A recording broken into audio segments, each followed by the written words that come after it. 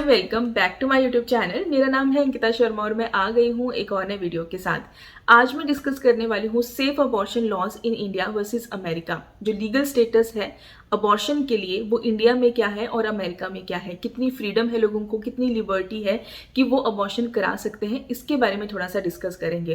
देखो अक्सर होता क्या है कि हम लोग सोशल मीडिया पे देखते हैं या कोई इंसान फॉरेन में रह के जब वापस अपने देश आता है तो हम ना वो ऊपर ऊपर वाली लाइफ देखते हैं कि कितनी फ्रीडम है लोगों के पास, लोग अपनी मर्जी से अपनी लाइफ जीते हैं, कोई फोर्स नहीं कर रहा कि शादी कर लो, कोई नहीं कह रहा कि बच्चे पैदा कर लो। अब इंडिया में एक्चुअली में होता क्या है कि जब 27, 28, 30 वाली जो एज आती है तो पेरेंट्स बहुत ज्यादा परेशान हो जाते हैं, बच्चों की शादी नहीं हो रही, और जैसे ही शादी होती है तो फिर अगला प्रेशर कि बच्चे पैदा करो, बच्चे पैदा करो।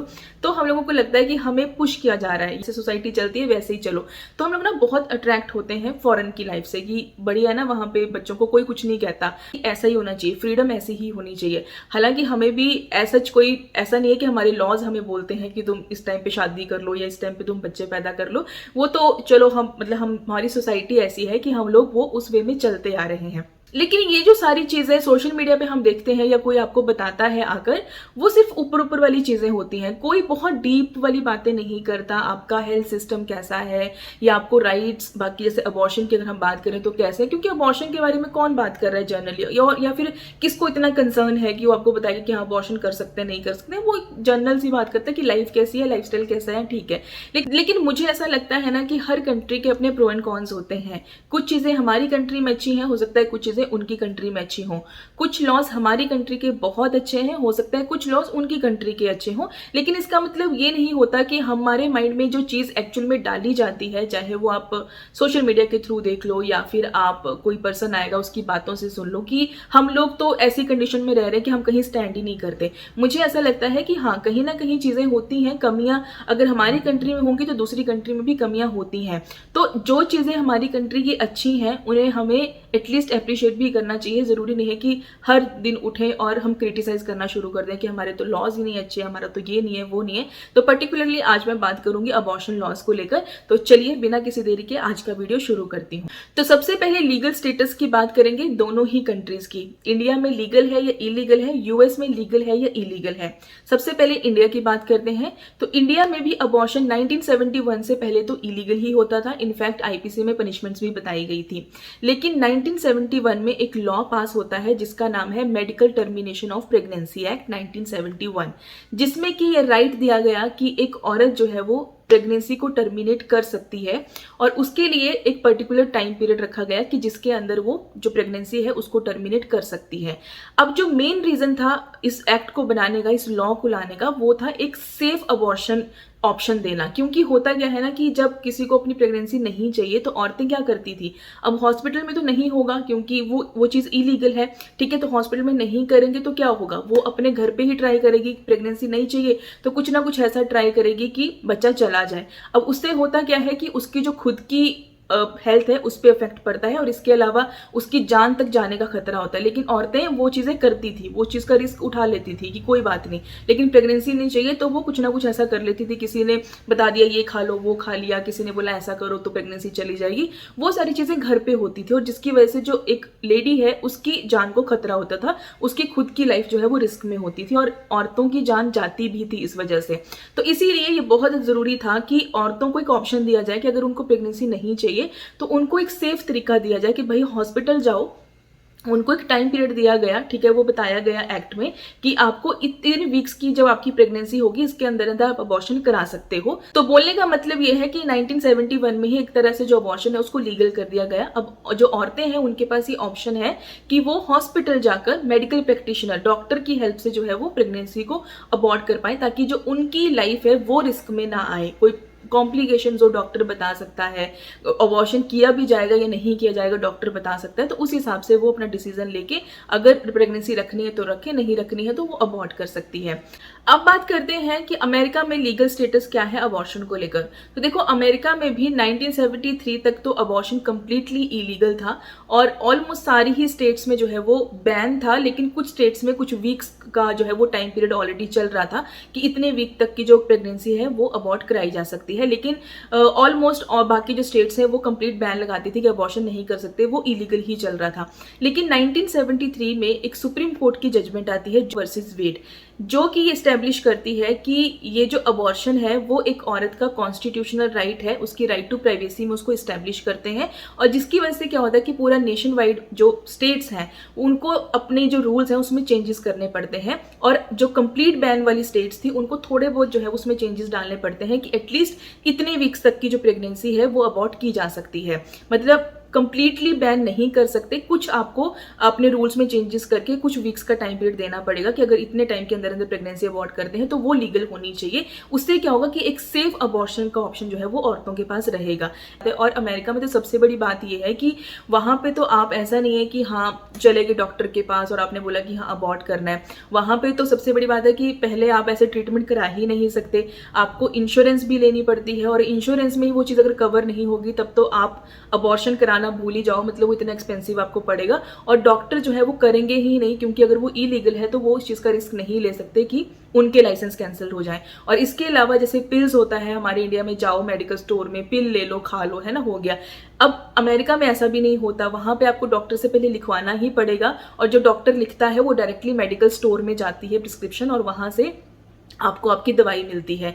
तो इतना इजी नहीं है कि आप गए स्टोर में और आपने पिल्स ले ली और आपने खा ली, तो वो भी वहां पे बहुत बड़ा इशू है। वहां पे तो इजी है ही, अगर वहां पे इलीगल है तो मतलब वो इलीगल है, आपके पास वो ऑप्शन कोई बचता ही नहीं है।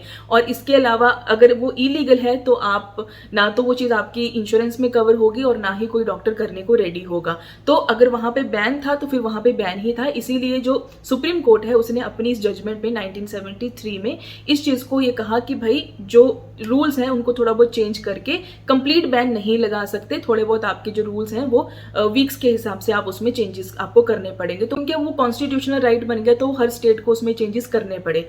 अब ये चीज तो चल रही थी, लेकिन 2022 में क्या होता है कि एक और जजमेंट आती है सुप्रीम कोर्ट में, और जो कि ओवरटर्न कर देती है वो जो पुरानी जजमेंट थी 1973 की। ये जो जजमेंट है ये आती है 2022 में, जिसका टाइटल है डॉब्स वर्सेस जैक्सन, जिसमें कि फिर से सुप्रीम कोर्ट ने ये कहा कि अबॉर्शन कॉन्स्टिट्यूशनल राइट नहीं है। तो औरतों का ये जो अबॉर्शन का एक राइट उनको दिया गया था, राइट टू प्राइवेसी में ही उसको स्टैब्लिश किया गया था कि उनकी मर्जी है, ठीक है, वो डिसीजन खुद ले सकती हैं। उसको बोला कि नहीं भाई, कॉन्स्टिट्यूशन ऐसा कोई राइट नहीं देता किसी औरत को कि वो अबॉर्शन करा सकती है। राइट मतलब कि अबॉर्शन कराने का कोई राइट नहीं है। तो जो स्टेट्स हैं वो उनको पूरी फ्रीडम है, जो भी लॉज उनको अपनी स्टेट के अकॉर्डिंग उनको करने हैं वो कर सकती हैं। और इसकी वजह से क्या हुआ कि बाकी स्टेट्स जो पहले से बैन करती आ रही थी और जिनको अपने रूल्स में थोड़ी सी फ्रीडम देनी पड़ी थी, उन्होंने फिर से कंप्लीटली बैन कर दिया। मतलब कि फिर से रिस्ट्रिक्शंस लगा दी कि आप अबॉर्शन नहीं करा सकते। तो अभी जो लीगल स्टेटस है अमेरिका का वो ये है कि कुछ स्टेट्स जो कि पहले से ही, मतलब 1973 से पहले भी कुछ स्टेट्स ऐसी थी जिन्होंने एक टाइम पीरियड रखा था, ठीक है, तो उनको तो शायद पहले भी कोई फर्क नहीं पड़ा, उन्होंने लिबर्टी ऑलरेडी दे रखी थी। लेकिन जो स्टेट्स जिनको चेंजेस करने पड़े थे वो तो फिर खुश हो गए ना, क्योंकि 2022 में सुप्रीम कोर्ट ने फिर से अपनी ही जजमेंट को ओवरटर्न कर दिया और उसने कहा कि भाई कोई कॉन्स्टिट्यूशनल राइट नहीं है। तो कुछ स्टेट्स ने फिर से कंप्लीट बैन लगा दिया। बहुत मुश्किल है, यहाँ के भी लोग, ऐसा नहीं है कि जैसे इंडिया में है ना कि हाँ दादा दादी बोलते हैं कि तुम पैदा कर लो हम पाल लेंगे, तो यहाँ पे कोई माँ बाप तो नहीं कह रहा है कि हाँ तुम बच्चे पैदा कर लो हम पाल लेंगे, दादा दादी नाना नानी कोई नहीं कह रहा। लेकिन यहाँ पे गवर्नमेंट कह रही है कि कंसीव कर लिया है बच्चा पैदा करो, बाद में भले ही हम बेनिफिट्स दे देंगे, ठीक है, बाद में भले ही बच्चे को पैसा वैसा मिलता है, लेकिन पैसा मिलने से कोई बच्चा अपने आप थोड़ी ना बड़ा हो जाता है, अपने आप थोड़ी ना पल जाता है, ठीक है। वो एटलीस्ट जो पेरेंट्स हैं उनको मेंटली उतना स्ट्रांग होना पड़ता है कि हाँ उनको एक बच्चा रेज करना है, क्योंकि बच्चे को पालना कोई छोटी बात तो नहीं है। अब बात करते हैं कि जेस्टेशनल लिमिट क्या है प्रेगनेंसी की, मतलब वो टाइम पीरियड कितने वीक्स तक की जो प्रेगनेंसी है वो अबॉर्ट की जा सकती है लीगली, इंडिया में क्या है और अमेरिका में क्या है।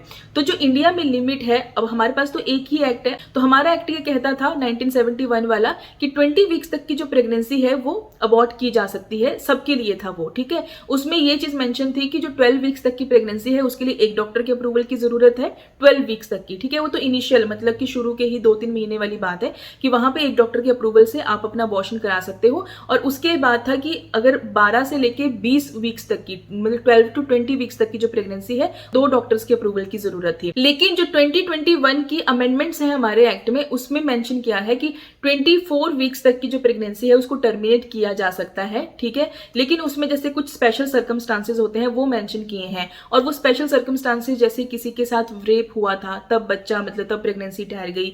इसके अलावा जो अब आप स्कैन जैसे चल पड़ते हैं उसमें पता चलता है कि बच्चा जो है वो फिजिकली या मेंटली एबनॉर्मल हो सकता है पैदा होने के बाद, उस केस में भी हो सकता है। कोई लड़की है वो मेंटली जो है वो स्टेबल नहीं है, तब हो सकता है। या प्रेगनेंसी के दौरान अगर आपका जो मैरिटल स्टेटस है वो चेंज हो जाता है, हो सकता है कि आपके हस्बैंड की डेथ हो गई, या हो सकता है कि आपका डिवोर्स हो गया, तो उस केसेस में भी आपके पास ये पूरा राइट है कि आप अपना बच्चा, मतलब आप अपनी प्रेगनेंसी जो है वो अबॉर्ट कर सकते हो। तो ये कुछ स्पेशल सर्कमस्टांसेस मेंशन किए गए थे कि जो एक 24 वीक्स तक की प्रेगनेंसी है उसको भी अबॉर्ट किया जा सकता है। नई अमेंडमेंट में जैसे कि पहले प्रीवियस एक्ट में क्या था कि 12 वीक्स तक एक डॉक्टर की अप्रूवल चाहिए थी और 20 वीक्स तक 2 डॉक्टर्स की अप्रूवल लगती थी। लेकिन अब इस एक्ट में अमेंडमेंट के बाद हुआ कि 20 वीक्स तक जो है वो एक ही डॉक्टर की अप्रूवल की जरूरत है, और उसके बाद जब 24 वीक्स तक की जो प्रेगनेंसी होगी जिसको टर्मिनेट करना हो, जिसमें स्पेशल सर्कमस्टांसेस आएंगे, वहां पे 2 डॉक्टर की अप्रूवल की जरूरत थी।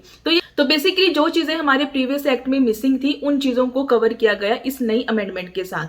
अब बात करें अमेरिका का जेस्टेशनल लिमिट के बारे में, तो वहां पे ऐसा कोई पर्टिकुलर एक स्टेट का अपना लॉ नहीं है। जैसा कि मैंने पहले भी बोला, तो कुछ स्टेट्स में आपको 24 वीक्स तक की भी फ्रीडम होगी, और कुछ स्टेट्स में आपको जैसे ही हार्ट बीट नजर आ जाएगी एक बारी तो उसके बाद प्रेगनेंसी आप नहीं अबॉर्ट कर सकते, ऐसा भी रूल है। तो वो उनका अपना अपना है, ऐसा कोई पर्टिकुलरली एक स्टेट का कोई एक रूल नहीं है। ये तो कुछ हाईलाइटेड सी चीजें मैंने आपको बताई हैं जिससे आप ये खुद कंपेयर कर सकते हो कि हमारे इंडिया के जो लॉज हैं अबॉर्शन को लेकर वो कितने प्रोग्रेसिव हैं। एक औरत की हेल्थ को ऊपर रखा गया है, एक औरत की जो उसके फंडामेंटल राइट्स हैं उनको ऊपर रखा गया है। उसकी इच्छा है, उसकी बॉडी है, तो ये उसकी इच्छा है उसको बच्चा कैरी करना है या नहीं करना है। बोलने का मतलब ये है कि हर कंट्री में अपने अपने तरीके से ये चीजें चलती हैं। लेकिन अगर मैं बात करूं फ्रीडम की और अगर मैं बात करूं राइट्स की, तो हमारी कंट्री में ज्यादा सुना जा रहा है। अगर आप देखा जाए अभी तो यहाँ पे एक औरत को आगे बढ़ने के लिए ज्यादा मोटिवेट किया जा रहा है, जबकि जो फॉरेन कंट्रीज है वहां उनको नहीं पड़ी। वो ठीक है आपको पैसा भले ही दे रहे हैं, लेकिन उनको इस चीज की नहीं पड़ी कि आप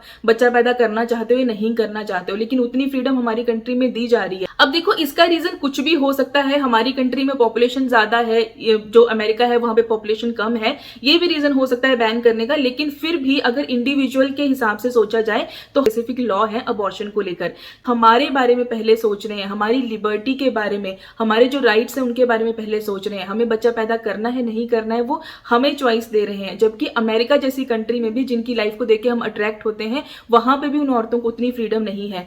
तो आई होप आपको ये वीडियो पसंद आया होगा। इस वीडियो का कोई भी पार्ट कहीं से भी अच्छा लगा होगा तो वीडियो को लाइक करना, शेयर करना। इसके अलावा अगर आपको सिर्फ और सिर्फ medical termination of pregnancy act का ही पूरा पार्ट कोई चाहिए कि हाँ मैं आपको रूल्स एंड रेगुलेशन जो लॉज हैं उनके बारे में बात करूं, तो मुझे कमेंट करके बताना। उसके लिए एक स्पेसिफिक वीडियो भी लेकर आऊंगी।